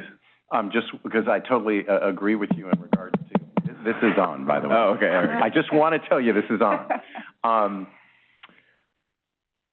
As more and more data comes in, ironically, there probably will be ways to kind of determine whether someone can prove themselves, some data broker, that, look, these are my revenues voluntarily, so there could be such a schedule offered, right? If you can show as a data broker, once you register, that your business is small versus big, something to think about, right? And then I don't know if that would require a legislative fix or regulatory action, whatever, but that's something we could think about. Absolutely. And I'll just note, this is a common model for many licensed professions, is that license fees essentially pay for the regulator then to sort of do all of its business. It's, attorneys pay license fees, doctors pay license fees. A lot of license fees are flat rate for those professions, but there are examples too where there's tiered, like you're describing. One thing that's apparent though in those legislation is often the authority to maintain a reserve at a certain amount so that you can take some risk with a system, watch trends over time, and then adjust fees appropriately. We've been trying to target our costs so much to not have for any overages and to not create sort of an unintended reserve. That's been part of the strategy here, but I hear you loud and clear. I just wanted to kind of note those practices as we've seen them in other state entities. I think probably it's a unique issue now because you went from $400 to $6,600, right? And so will it settle down? Maybe, but that's in any business. If you have a jump like that, you're going to get a reaction to it. Absolutely. Yeah. And the other thing I was going to ask about, is this a good time to go through? Do any folks have further sort of factual questions? Of course, you can think of them later. Yes, Mr. Liebert. A simple one, and that is that obviously this is exciting and so important. And we don't want to find ourselves in a situation where, where consumers don't know about it. And so that is about our whole marketing and information educational process. Do we have sources of funding to do that? Will we have needed funding to do that? And what does that look like?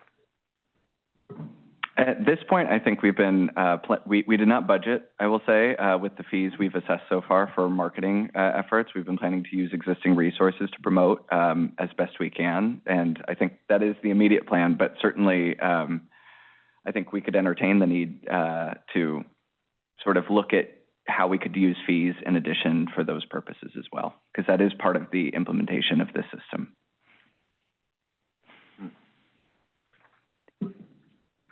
Thank you. Okay. Were you thinking, Mr. Liebert, that we might also consider requesting additional appropriations for this purpose, or a purpose that encompasses it?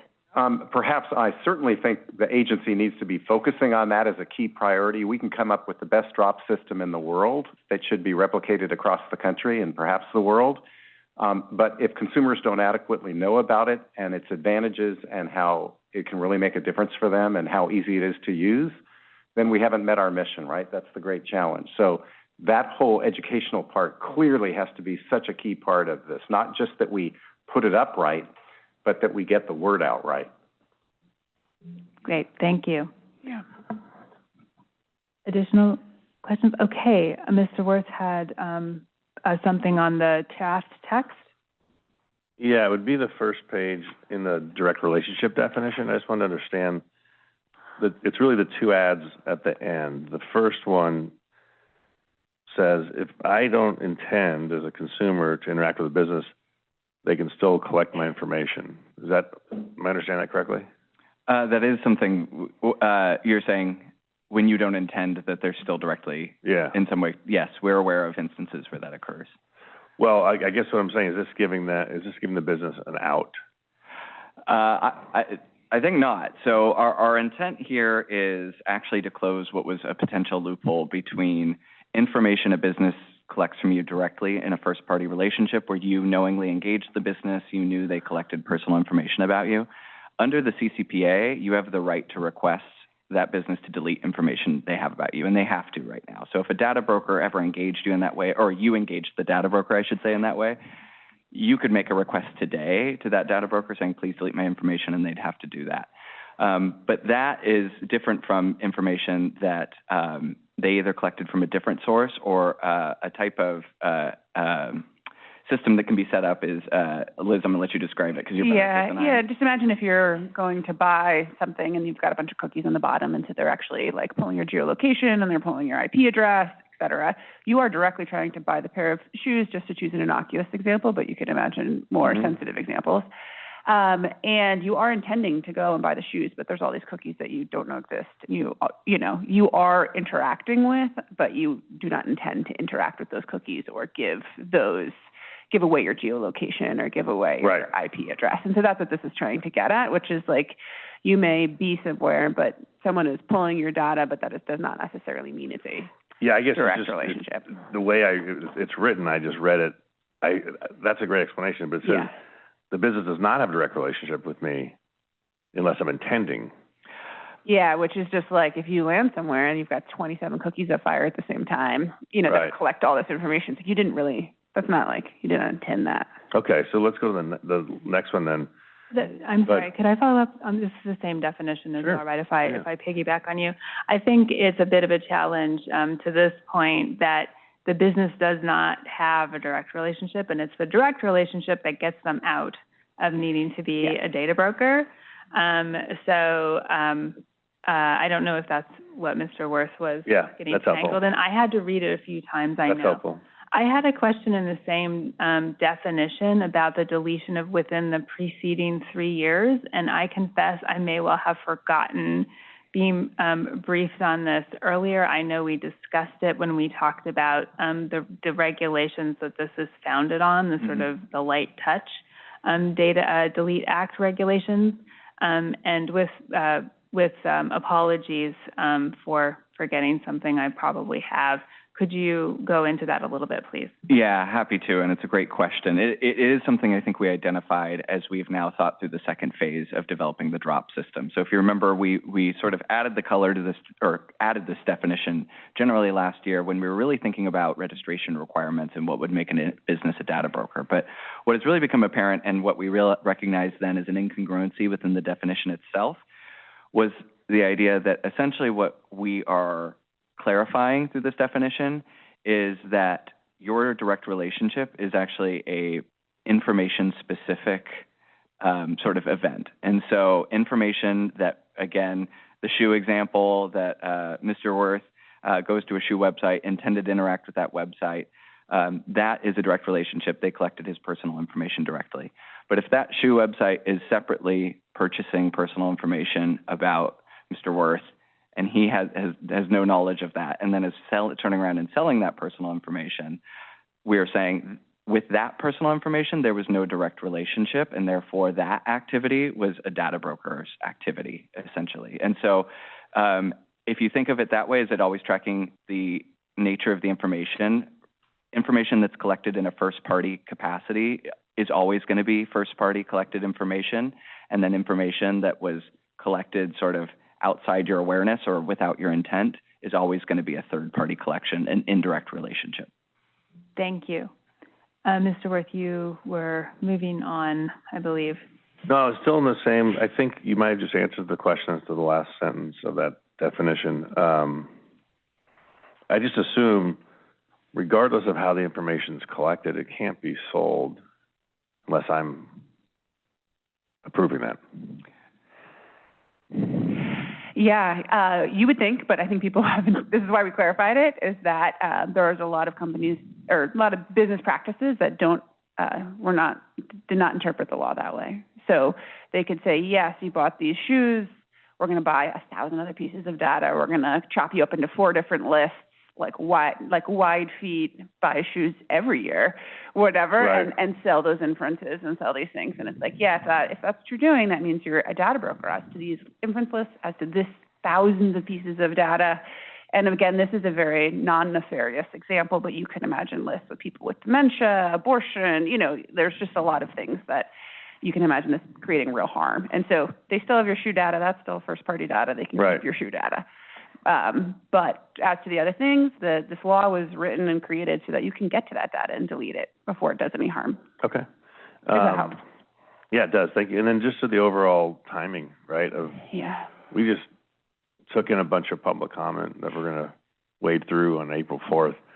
I'm just more concerned about staff's ability in the next 2 months to address another wave. So I don't know where April 4th is going to go, but I almost feel like we should get a better sense of that before we raise our hand for another wave. Great point. I will say, and I really appreciate you thinking about staff on this because it's my division that bears the brunt of sort of that processing. At the same time, we've really scheduled this out. We are prepared to take on both workloads and on the timelines we've described. In part, as you know, we've received the public comments. For the ADMT regulations. We're actively processing those right now. By the time we come back to you in April, we'll have already done the initial workload that we need to sort of at least have reviewed and processed and considered those comments from a staff level. This would then be 45 days of public comment that we would start processing after that closes. So if we open in April, that means we're not really receiving those comments and processing them until late May, probably. And so at that time, I think we'd feel prepared to take on this workload as well. I also just want to, we're government, we have to do it this way, but we want to be as agile as possible. So getting feedback from the regulated industry while we are like building and moving is extremely helpful to, when you're building product, it's like good to get the feedback in the door. Right. Okay. But thank you for the concern. Yeah. Thank you. I have a question. I have a question also on the draft. I'm looking. This is under Article 3, 7610 A1C. It's really a question about A1, and I suspect that I'm not visualizing this fully as I imagine it. But if I am, and we want to get this in the form where you can run with it, we can delegate that to you. There may be something I might suggest. So it is to requires the data brokers to maintain account security and inform the agency immediately in writing through its drop account if it's hacked, basically. What if it can't use its drop account because it's been hacked? Yeah, we could, or email data brokers. Yeah.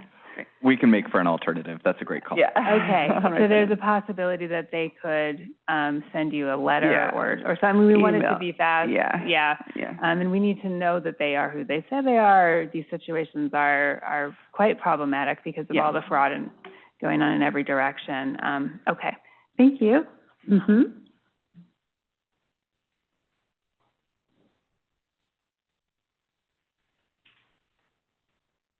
Any other questions or comments for the staff?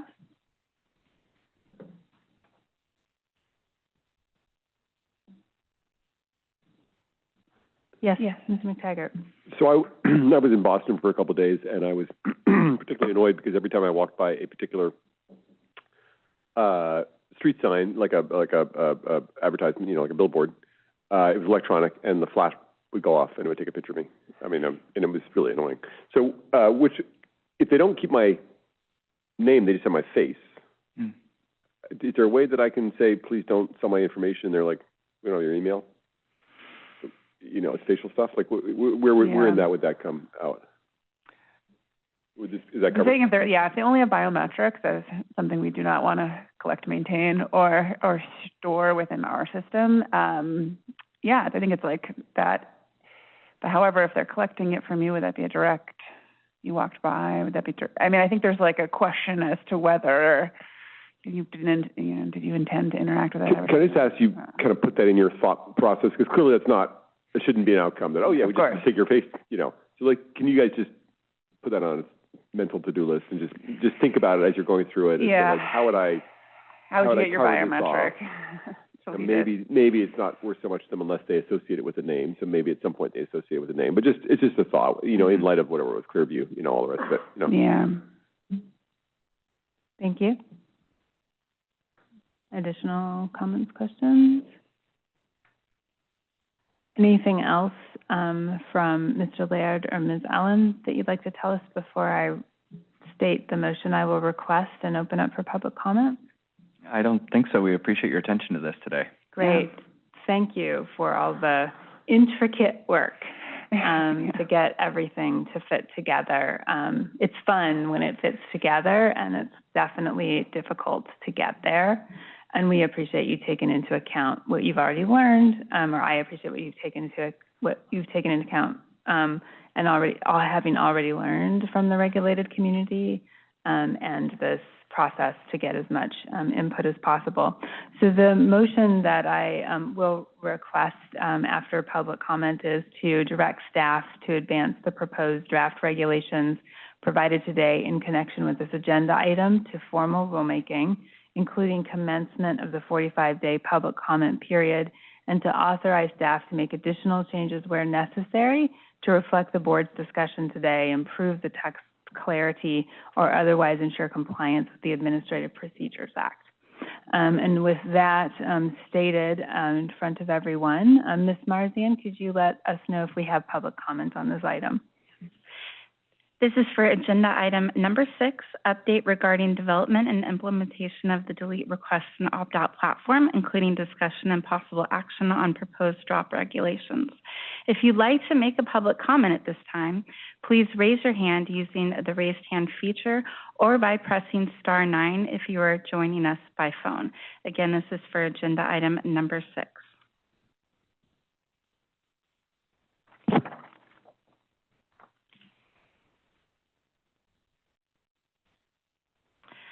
Madam Chair, I'm not seeing any hands raised at this time. Thank you, Ms. Marzian. In that case, do I have a motion as stated? Question. Oh, yes. Any further questions or comments from the board? Mr. Worth? The public comment will be received in what forum? And how is that different than how we receive public comment for ADMT? So essentially, it'll map exactly what we did with ADMT. So how it works is we publish a notice both in the state's notice register. We also put it on our website. We usually do social media about it as well, saying that the public comment's opened. The notice talks about the ways to submit written comment, which folks can send in writing to our offices or by email address to regulations@cppa.ca.gov. And for 45 days, a minimum of 45 days, we'll accept written comments, and then we'll also hold a hearing at the end of that period, public hearing, where we can hear oral comment and testimony as well. And again, we advertise that sort of across our social media. We also send it not just to those who've signed up for our rulemaking listservs, but we will send it to our data brokers listservs, as well as really anybody else we can think to promote it to. And again, I think we talked about this, but there's some restrictions on our ability to attend a public meeting. Yeah. I certainly heard some comments about that earlier today, and I just want to address that, unfortunately, due to Bagley-Keene, there are constraints about board members being able to attend these hearings without then making itself a meeting that we have to notice publicly in compliance with Bagley-Keene. To sort of maintain the flexibility of hearings, we've had a staff-led format, and certainly, though, board members can watch sort of the video feed of these, as well as transcripts are prepared of all of these that are published on our website. So to assure you, if you're not able to attend virtually and watch the hearing live, you will have the video recordings and the transcripts as board members to review after the fact. Thank you. Thank you. Other questions or comments? Yes, Mr. Liebert. It's just a quick thank you. Phil, you and Liz, you've been doing fantastic work on this, and I know all of us are very excited about this process and really grateful for all the great work you're doing. I appreciate that. I will have to second that and say it's Ms. Allen that's truly been a tremendous driving force behind this whole system. So much to her credit, we are as far along as we are now. Wonderful. May I have the motion as stated? Don't be shy. I'll go. And if not, then let me know why. There's no reason why. It's just end of day. So moved. Thank you. I have a motion. May I have a second? Second. Thank you. I have a motion and a second. Ms. Marzian, could you please conduct the roll call vote? Yes, Madam Chair. Board Member Liebert? Aye. Board Member McTaggart? Aye. Board Member Worth? Aye. Board Member Nonnicki? Aye. And Chair Urban? Aye. Madam Chair, you have 5 ayes. Wonderful. Thank you. The motion has been approved by a vote of 5-0. We are going to table agenda item number 5. the annual administrative and budget update to a future meeting, which gracefully brings us to agenda item number 7, future agenda items. And my brief update and running list today is that the annual administration update will be on the running list. I have reporting out on the public awareness budget details and breakdown, and we have a regularized item for that coming up, among other things. For May, we have on our table over time, as it makes sense to prioritize it, and we have information, discussion of GDPR adequacy. Mr. McTaggart brought that up, I think it was last May again, and so my understanding is that attention is being paid to that. There is also the hearing from the data broker industry from Mr. Worth, and we should be hearing from folks both in the public and the data broker industry on that. And the report from the rulemaking process subcommittee I had with Ms. De La Torre, it has not managed to make it on the agenda, but we do have a report on that when we have time to talk about it. Just a report and considering what we learned for discussion. And we do have usually today we would have our regulation priorities from the board in discussion, and we tabled that for a future meeting that's not too far in advance for purposes of time. This is also an opportunity to suggest those, and we still have the right to delete to include partial deletion from Mr. McTaggart. We had a lengthy discussion in our December 2024 meeting and gathered dates for quarterly meetings and holds in case of need. That resulted in the regularized schedule on the meeting page on our website. Only those 4 meetings are on the regularized schedule, but we also have hold dates for, I believe, every month in case they were needed. So we can talk about the items on the regularized agenda and the holds. We have talked about already adding April 4th, which was a hold date, a regulatory package on ADMT, risk assessment, cybersecurity, audits, insurance issues, and CCPA updates, as that process was extended to accommodate folks affected by the LA wildfires. I won't go into the rest of the regularized agenda unless people would like to, and I'm happy to do this for the benefit of our new board member, for example, if that would be helpful. But in the interest of time, I'd like to ask if there are other agenda items from board members or items to talk about with regard to the calendar. Mr. Liebert. I think this is the time. I just wanted to suggest that we are a unique state agency in the country right now tasked with trying to protect consumer privacy expectations. We've been showing that, I think, in the last hour. Many of us are reading news accounts about the stunning attacks on Americans' most sensitive personal information by the new federal administration. Certainly seems appropriate and timely for us as a board to consider adding an informational session at some point soon to educate us and the public about the ways that private businesses may be pressured to improperly disclose the personal information of Californians.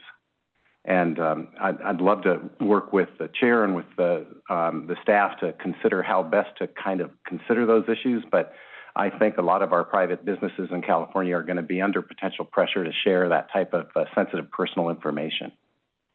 Thank you, Mr. Liebert. And so you're thinking of a notice meeting Yes. where all the board would be there to facilitate talking with staff about resources and timing, et cetera. Would you like to form a subcommittee with me that we work on? I don't know that we need to get that formal. I think we can just have those conversations and figure out when it'll make sense to do it. But it's certainly something that's happening right now in our world that's somewhat time pressured. Okay, thank you. Additional items and discussion, Mr. Worth. Am I allowed to ask about the agenda for April 4th? Oh, sure. I just wanted to, it just seems to me like we should have only one item. Is that what we are intending at this point? Because it's going to be every bit of the whole day. That would be staff's recommendation that we really prioritize that item. We could do that. I don't know if the chair has further thoughts on that. But. I talked with Phil about this in advance, and I apologize. I didn't think to bring it up as to what could go a little bit later. And my understanding was that the one item we didn't do today, well, now 2 items we didn't do today could go after April 4th. And we had sort of a plan for spreading them, or well, I don't have the plan in my head, but that there was the possibility of spreading them into the other regular board meetings. Is that correct? Absolutely fine. Yep. Yeah. That was the budget, and what was the second item? I'm sorry. Annual regulation priorities. Got it. Okay. Additional items? We do have a quarterly meeting scheduled for August.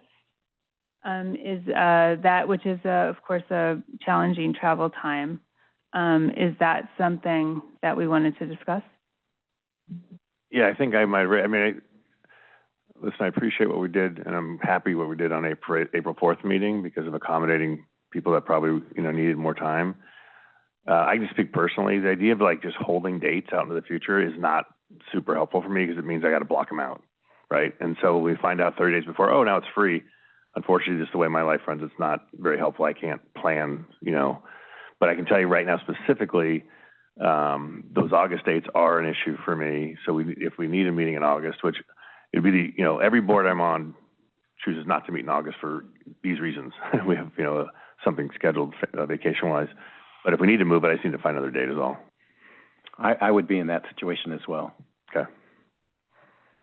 Yeah, I already know I'm not going to be able to make the August meeting, so.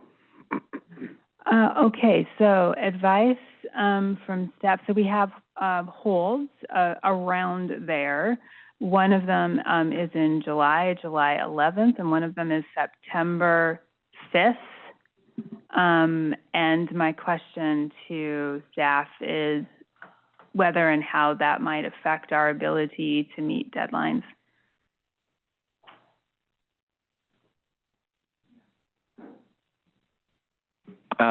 Yes, I think we can work to adjust for those deadlines. I think September 5th would be our preference.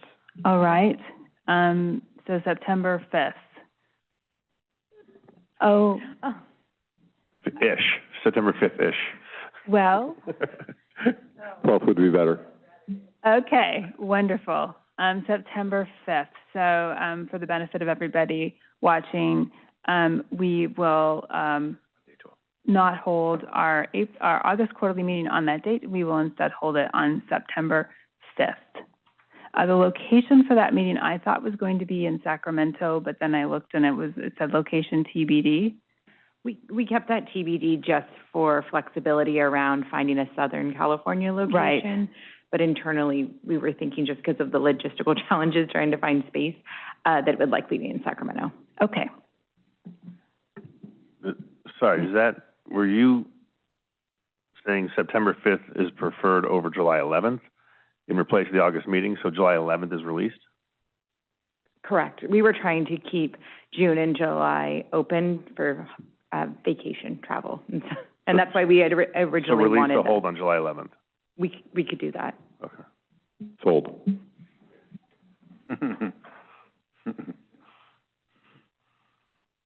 All right, thank you very much. Any additional agenda items? I have Mr. Liebert.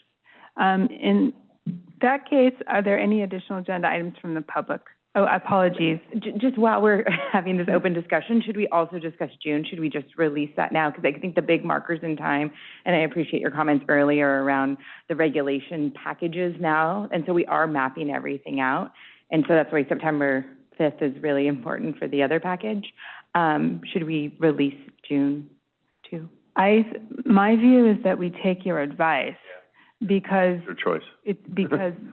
Are we realistically leaving enough time to do what we need to do if we release that?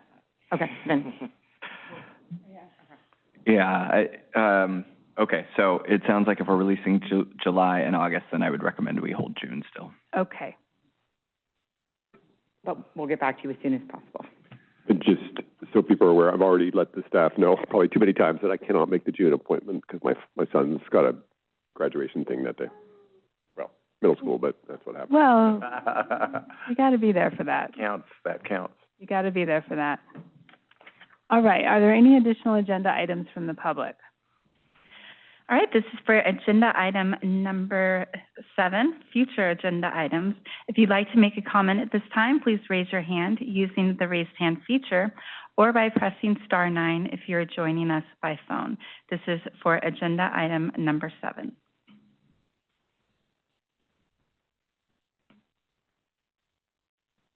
Madam Chair, I'm not seeing any hands raised at this time.